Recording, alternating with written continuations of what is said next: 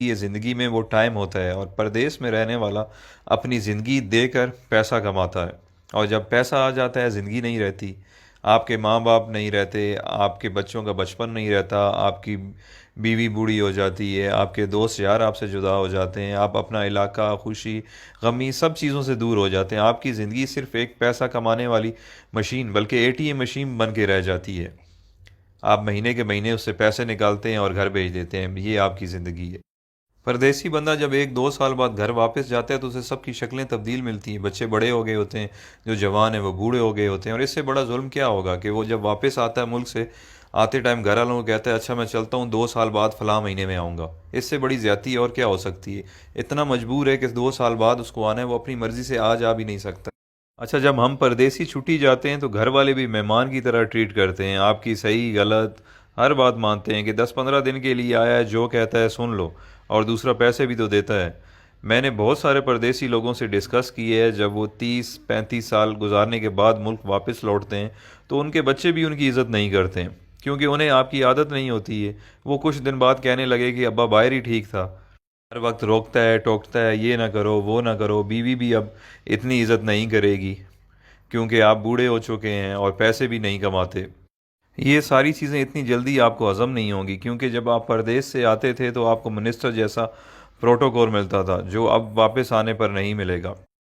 آپ کچھ دن تو ان سب لوگوں سے لڑیں گے کہ میں نے آپ کے لیے زندگی ملک سے باہر گزار دی، میں نے یہ کیا، میں نے وہ کیا، بٹ سب نے یہی کہنا ہے کہ آپ نے کچھ نہیں کیا، بلکہ آپ کی وجہ سے ان کی زندگی خراب ہو گئی ہے۔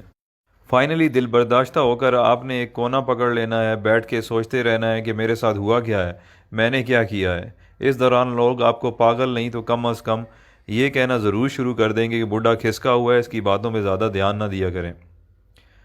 آخر کار لوگوں کے بیہیویئر رویوں کو سوچتے سوچتے آپ حقیقت میں پاگل ہو جائیں گے اور اپنے خالق حقیقی سے جا ملیں گے۔ یہ ہے پردیسیوں کی زندگی کی سٹوری، جس میں خود بھی شامل ہوں۔ جو پردیس میں رہتے ہیں وہ میری باتوں کو اچھی طرح سمجھ رہے ہوں گے، کیونکہ جس پہ گزرتی ہے وہی جانتا ہے۔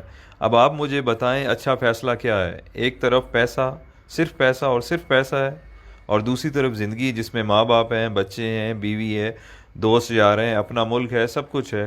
اللہ تعالیٰ نے ہمیں اتنے عظیم لیڈرز دیے تھے جن کی وجہ سے ہمیں اپنا ملک مل گیا، بٹ اس کے بعد بدقسمتی سے ہمیں اتنے بے ضمیر لیڈرز ملے ہیں کہ ہم اس ملک میں رہ نہیں سکتے، ہمیں کام کے لیے، روزگار کے لیے ملک سے باہر آنا پڑتا ہے، جبکہ ہمارا ملک وسائل سے مالا مال ہے، بٹ ہم پاگلوں کی طرح جیے فلاں بس نعرے لگانے کے قابل ہیں، اور یہی ہماری اوقات ہے۔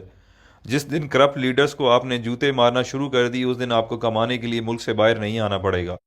یہ کرپٹ لیڈرز اپنی اولاد کی غیر موجودگی میں علاج تک نہیں کرواتے، اور ایمانداری سے پردیس میں ایک محنت مزدوری کرنے والا غریب انسان اپنے ماں باپ کے جنازے پہ نہیں پہنچ سکتا۔ آپ کبھی تجربے کے طور پر 1 گھنٹہ انٹرنیشنل ایئرپورٹ پر ارائیول اور ڈپارچر میں گزار لیں، آپ لوگوں کو اندازہ ہو جائے گا کہ پردیس میں رہنے والے اور ان کے گھر والے کس تکلیف سے گزر رہے ہیں۔